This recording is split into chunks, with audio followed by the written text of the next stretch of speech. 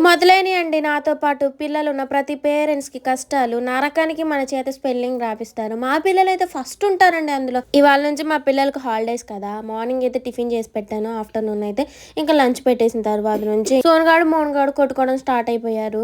ఇంకా మార్నింగ్ నుంచి చిన్న చిన్న ఫైటింగ్ జరుగుతూనే ఉందిలే కానీ నేనే ఇంకా కొట్టుకోవద్దని ఆపేసా. కానీ ఈసారి అయితే ఫైటింగ్ చాలా గట్టిగానే జరిగింది. ఇంక నేను ఇంట్లో నుంచి ఉండను వెళ్ళిపోతాను. మా సోను పాప పోయింది బయటికి.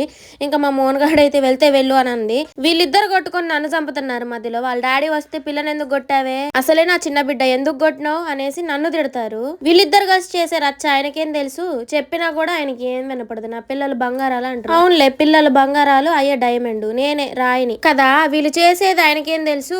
నా ముందు వీళ్ళ కోతి చిన్నలు. నాకైతే బీపీ అయితే మామూలుగా రావట్లేదు.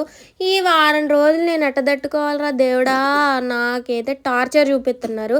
అలా అని ఎక్కడికైనా పంపిస్తే వాళ్ళకి టార్చర్. పట్టమంటే పాముకు కోపం, వదిలిపెట్టమంటే కప్పకు కోపం అన్నట్టుంది. మా మోనుని కొడితేనేమో మోనుగాడు సోను పాపని నువ్వు బాగా చూసుకుంటావు అని అంటది. సోను పాపని కొడితేనేమో మోనుగాడిని నువ్వు బాగా చూసుకుంటావని సోను పాప అంటది. ఎట్లా చెప్పు వీళ్ళతో ఏగేది? మీరే నా చెప్పండి అర్రా, నాకు వీళ్ళిద్దరు రెండు కళ్ళని.